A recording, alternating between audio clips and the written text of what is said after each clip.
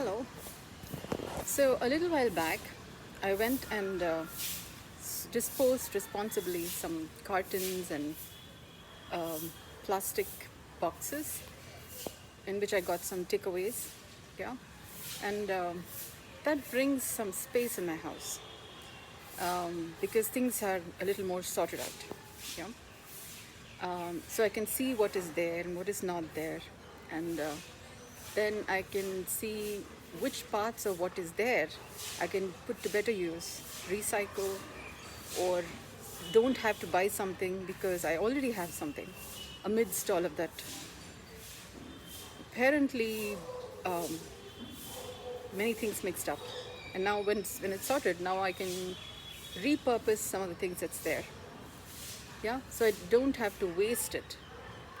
And instead, if I'm going to give it to some particular people, I can get some money in return, and I can put that money to use, better use, and that the material that I'm giving to some people who can recycle it will have it run through the economy another time, which means they get a second life. Now, it's all good, yeah. Which means there is a no buy, reduce, reuse, recycle, no waste, absolute. It's like a complete circle, yeah.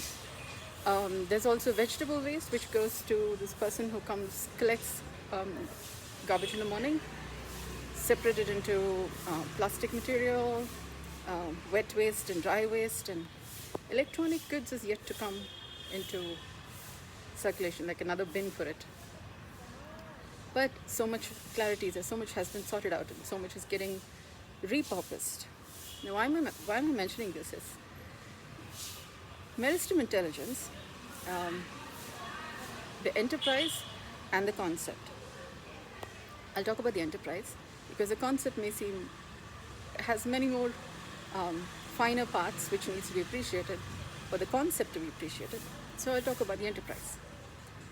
Formed from these ideas, which came about in the course of facilitating, I began with biodynamic craniosacral therapy, which is BCST, and you go to school, and then you apply what you learn in school in your daily activities and your profession, and then you learn some more finer bits of it, and then you mix one bit with another bit, like from somewhere else or some other subject you learned. You join the dots. Yeah, and then you arrive at, you don't have to do it so tediously, you can do it much simpler.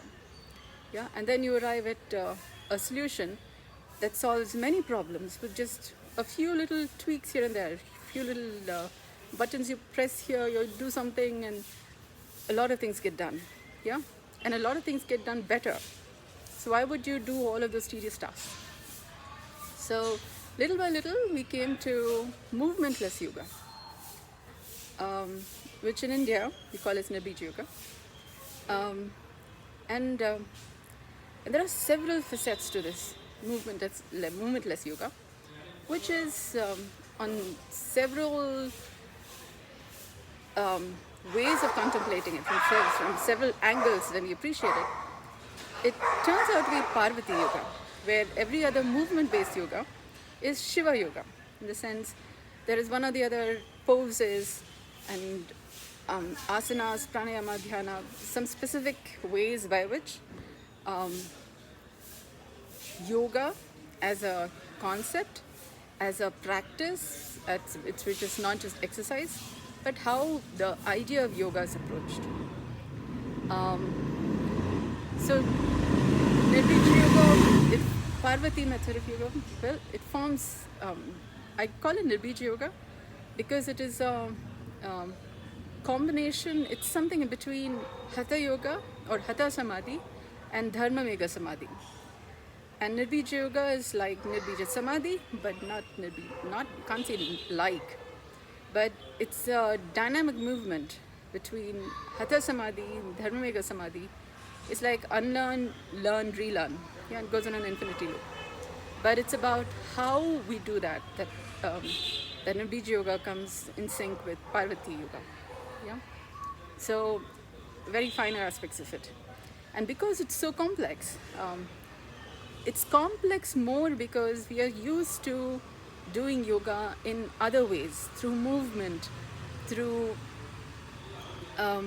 interpretations of textbooks, which have come about over many generations of people interpreting it and passing on how to do yoga, and the best ways, best practices.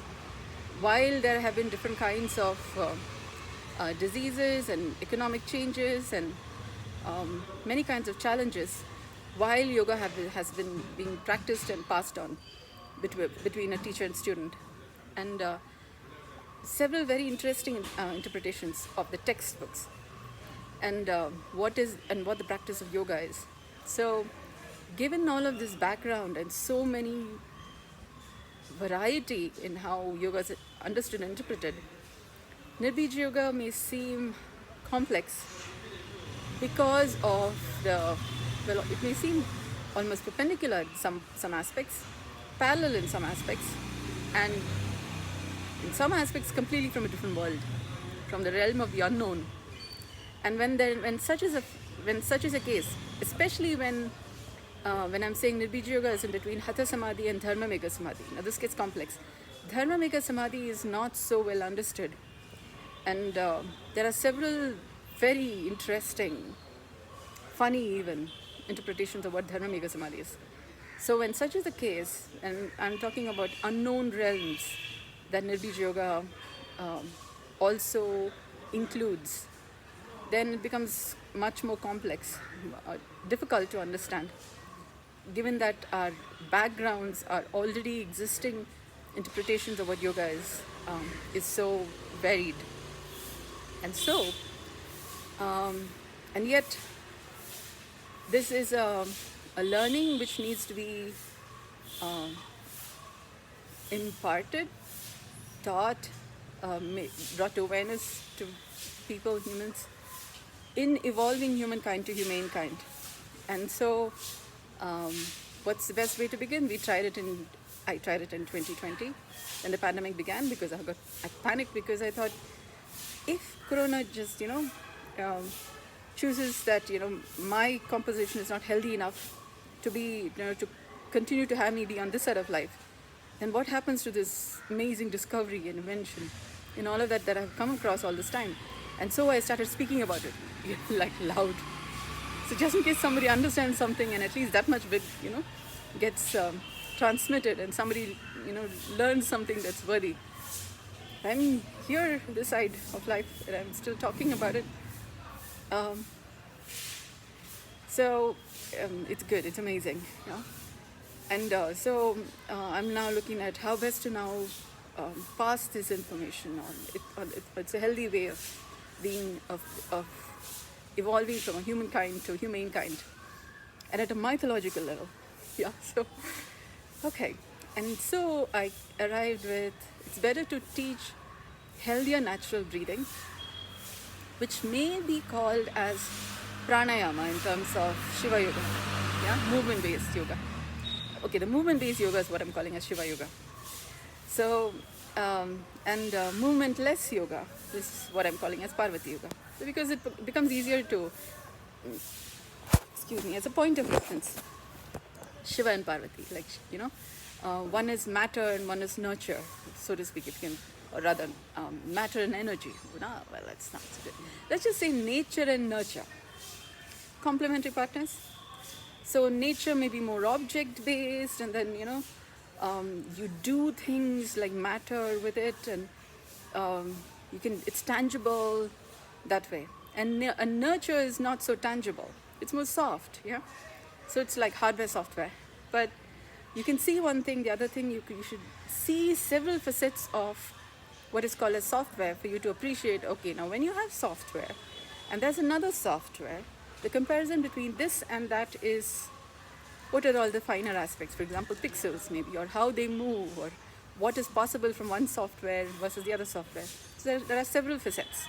And it's not just, okay, it is, the texture is this, and when this part joins with this part, then this is how it looks and this is how it functions. So hardware is different from software.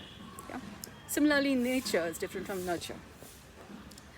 So to appreciate what you have not seen before, like software, if you've only been familiar with hardware and you have not known what is software, then it gets a little interesting, complex, and you need to learn this slowly, step by step, little by little, little pieces, little aspects of it, until you can see the elephant, so to speak. Like it's the story of the 6 blind men and the elephant.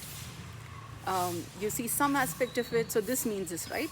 And then you see something else, and then you see this means this, right? And then you connect both of these together, and actually it's not that, it's something else, yeah? You see a third aspect of it. So there are many dots of it, many facets. So healthy and natural breathing is much more, probably more accessible, because we may be more familiar with breathing, and we have some ideas of what's healthy, and we have some ideas of what's natural, yeah? So from something that we are more familiar with, and we have some more idea of, we will approach to something which is not familiar, and something that you may not have heard of, which would be some aspects from the realm of the unknown, or unknown is like, when I'm saying movementless yoga, there will be several things that's not known, yeah? So that would be from the realm of the unknown. So we will approach something that is not known from things that is known, yeah? So healthy and natural breathing, yeah? That would be much more, okay, you can kind of get some idea, yeah? You may even tend to go into presumptions of what you know, but still, it may still be in the realm of something about it. Okay, now why did I begin this with sorting apparently trash, yeah? Cartons, plastic stuff, which can go into recycled, is because healthy natural breathing has some aspects of, well, let's just say sorting things out, yeah? Let's say fundamentally, let's say there are many basics. Our body, if we may, okay, I'm just going to say this. This video, I'm making it with, I'm holding the screen on my hand, and it's kind of shaky, and I'm talking. I've got to find a stable place where I can keep this. This will get better, the quality of video will get better. But beginning is where a journey begins, yeah? So we can look at it all perfect and then not start getting things perfect, or I can just start and then we'll keep iterating the quality of it. Now, healthy and natural breathing, learning Nirbija Yoga, well, Paarvathi Yoga, because you'll be more familiar with that, yeah? And not eke out with, okay, something else, yeah, Nirbija Yoga, okay. Paarvathi, point of reference, something that you know about, and well, there are some aspects that we don't know about, so healthy and natural breathing. When we say sorting things out, yeah,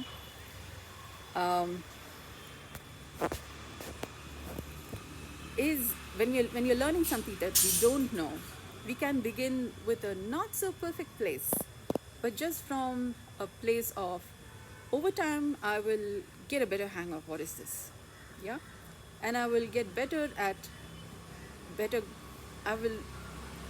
things that is not so tangible becomes a little more tangible, yeah? So it may not be perfect, but curiosity is what helps you get a little more clarity on what is not known, yeah? And how do you get clarity is also by asking questions. So I encourage you to please leave your questions in the comments, and I'll get back to you as soon as I see it, yeah? And which I will check very often.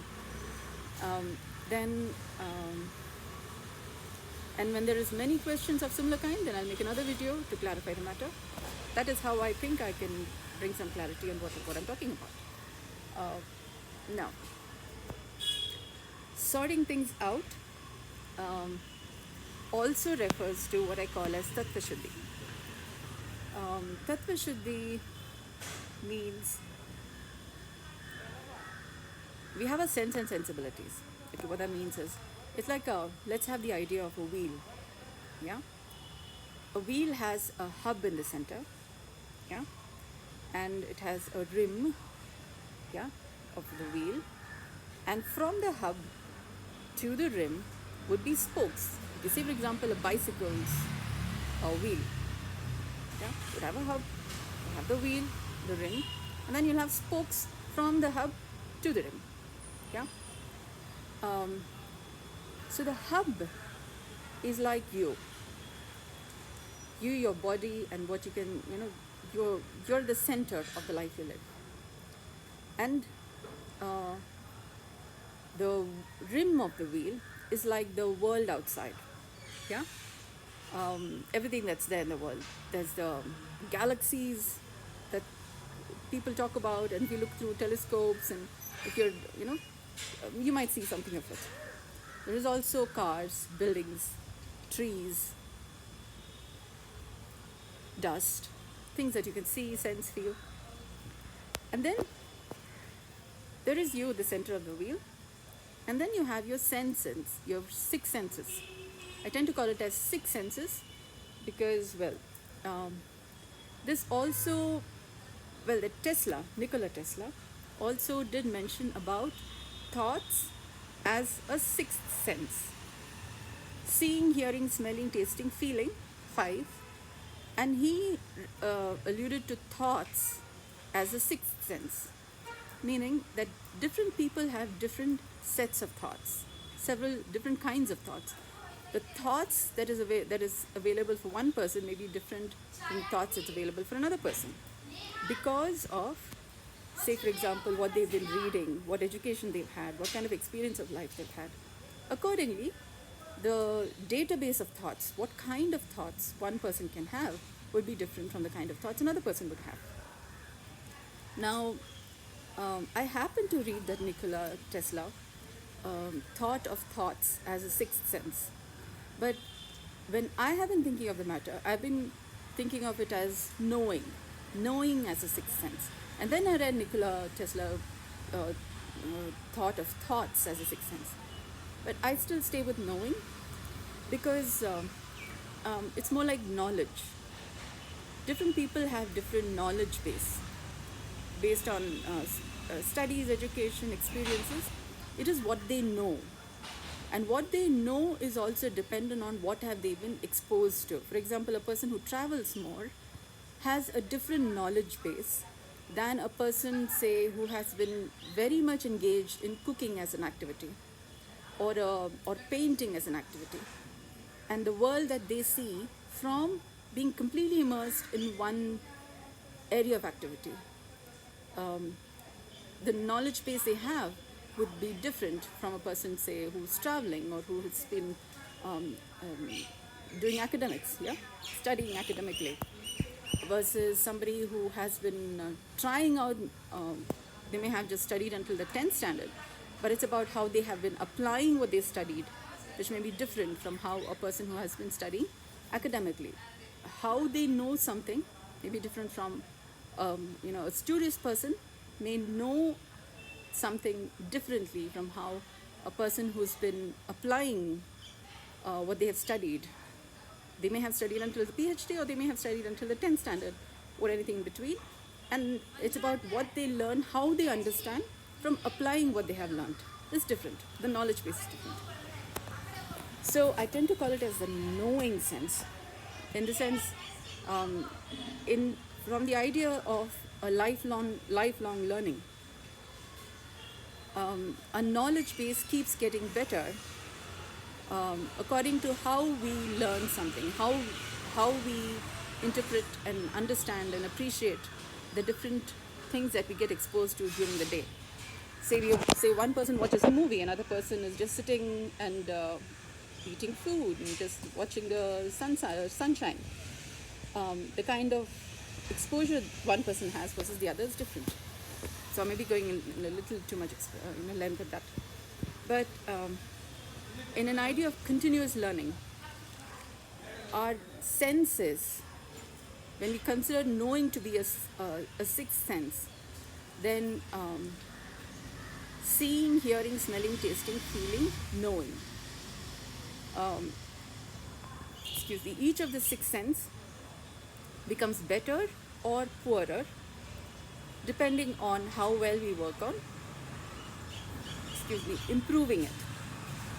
A person, say, who's dancing every day has better proprioception and balance and grace, for example, if that's something that they've been working on, than a person who has been going to the gym very regularly. They might have muscles, but may not have a dancer's grace, yeah, because of how they have been applying their movements on what they have been focusing on. So is their development, yeah. So it could be seeing. A painter sees differently from somebody who's just bird watching, yeah. So 6 senses. So depending on how we work on each of these senses, we have our abilities. 6 senses. So from the hub, we have 6 senses: seeing, hearing, smelling, tasting, knowing, feeling. Seeing, hearing, smelling, tasting, feeling, knowing. By these 6 senses, we communicate, we interact with the world outside, the rim of the wheel, and information from the rim of the wheel comes to us, the hub, through the 6 senses. So the senses are by what we interact with the world, we send information out to the world, and we also receive information from out in the world, yeah, from the world outside. And thereby we are informed, and we inform the world and are informed by the world, by our 6 senses. So hub, spokes, wheel, yeah. So the wheel also alludes to objects or things that is specific to the senses. For example, the seeing sense can specifically see colors, shapes, shadows, for example, silhouettes. The seeing sense may not be able to hear sounds. To hear sounds, you need the hearing sense. A deaf person can see things, can speak, can feel, smell, taste, just can't hear. Yeah? So that's an example. Now this may seem obvious, but just stay with me here, yeah? Similarly, a person who is colorblind, for example, can see some colors, but not every colors. Yeah? All right. That's another example. Then there's the idea of synesthesia, where you can see and then you can hear. So you have a database of knowledge, your knowledge base, coming from what you can see and what all you can hear. And then there is a cross communication between hearing and seeing, or smelling and smelling and tasting. For example, some people can see the food while they can only smell the food that's happening in the kitchen or somewhere far out there. They can see the food because their seeing sense has gotten a little cross communication with their sense of smell. So they can see what they smell, or they can taste what they hear, or this cross communication has been called as synesthesia. Some people get it a little too much confused. That's like they get an idea which is completely different from what the sense is, which is when, for example, they get an idea which is they get an idea of what's happening, which may be completely different from any of what the senses are saying. That may either be because maybe their communication system has gotten a little entangled with many things. Emotions got entangled with their senses, got entangled with their sense of discrimination between which is right and wrong, and a little schizophrenic hallucinatory effect, and then it gets a little distorted version of reality. So then you really need to, it's like having a house that's dirty, and then you need to really sort things out to see, okay, this is seeing sense, this is hearing sense, this is smelling sense, and then you sort out and see, we actually have a bug. Yeah, we have a bug from a wound that happened some years back, and that's gotten all our senses mangled up, and then you need to heal the wounds, and then you need to sort your senses out, and so that your reality is again back to what it needs to be. Yeah, that is also sorting out the house. So synesthesia has its own ifs and buts. Yeah. So why am I saying all of this? We are through this episode, we're kind of getting a little more familiar with 6 senses and what can go wrong if we are not regularly sorting out our sense and sensibilities. Could get a little matrix-like, hallucinatory, and things get a little interesting. And then you don't know which is illusion and which is reality. That becomes a little problematic because it's about how productive it could be, and how much we could have very distorted ideas of reality and what is happening and between facts and fiction. Yeah. So this is also where Tattva Shuddhi comes to play.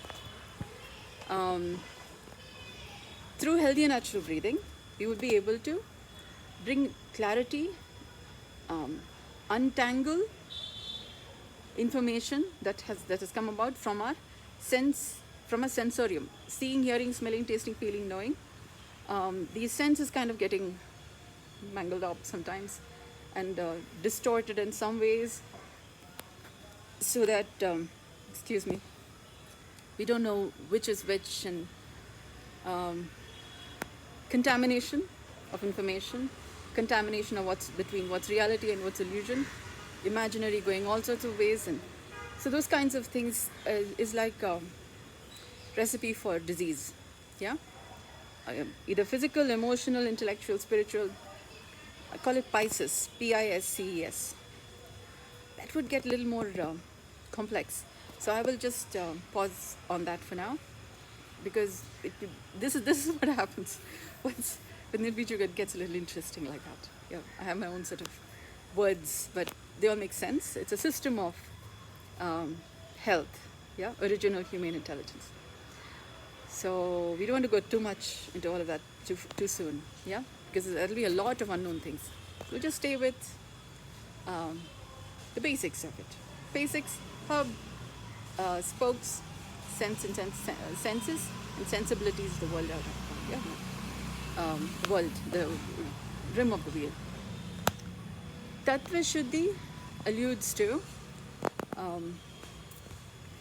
one is to get our sense and sensibilities clearer, but how we do that is by another set of 6: earth, water, fire, air, spirit, space. Space and time is like in dance with each other. So when we are taking care of space, time is also getting taken care of. Yeah. So since we already have a calendar and a clock by which to measure time, but we don't have so much an appreciation of what is space, we will address that bit, yeah, during the course of this, of getting familiar with healthy and natural breathing. That's a lot of material right now to begin with. So I'll pause for now, and okay, so just talk about Tattva Shuddhi, just that little bit. Through healthy and natural breathing, we would be decontaminating earth, water, fire, air, spirit, space, so that when the essence of, say, fire, yeah, is not so blazing fury fire, then we're not having a forest fire, yeah, but something more like what you can light a lamp with, and you can say a prayer, yeah, and that's not going to burn your house down, yeah. So that's the difference between fire. When we are de-traumatizing, decontaminating the elements, earth, water, fire, air, spirit, space also makes up not just our body as a microcosm, but also everything that's there. Yeah, has some of the other aspects of earth, water, fire, air, spirit, space. So through healthy natural breathing, we would be decontaminating the fury aspects of it, or the wild aspects of our 6 basic building blocks. There are certain other facets, but 6, let's just, yeah. And so that we are having a more domestic, humane, normal, ordinary experiences, harmonious experiences, rather than all dramatic and yeah. So it becomes easier for us to have healthy conversations, non-violent conversations, yeah, in which nobody gets hurt, and we can discuss differences without anybody getting hurt, yeah, because there are several facets by which we could have our fires blazing, for example, or our waters boiling, blood boiling. That's also like blood is also like water, right? Kind of.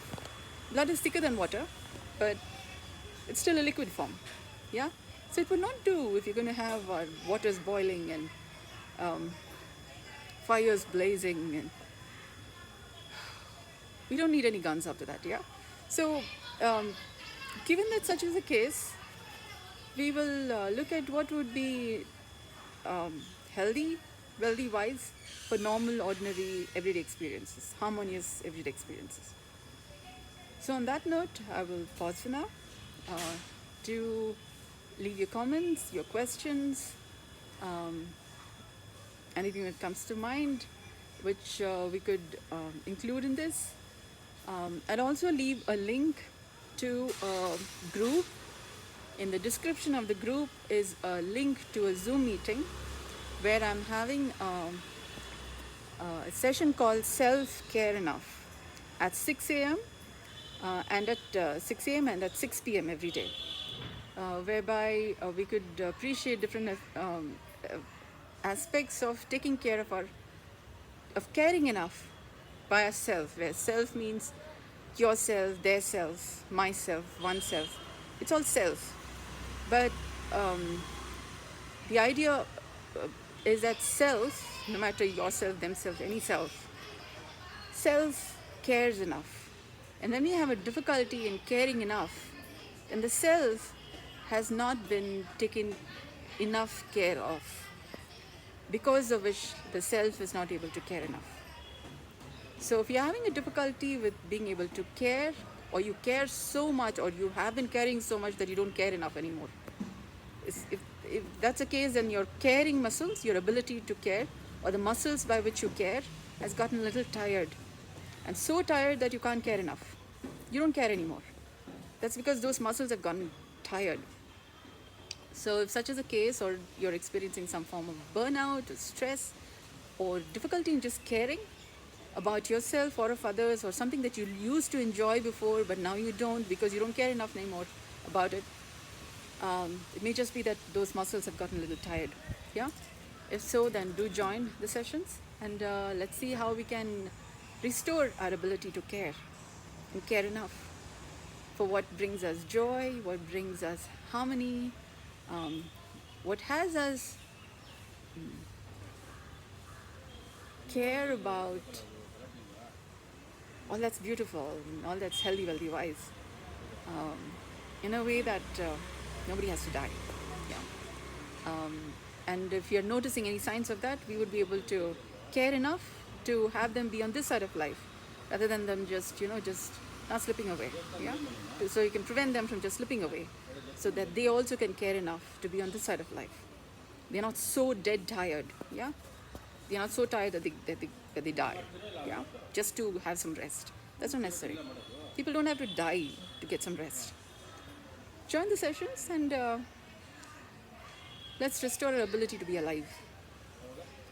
Thank you for listening. Love.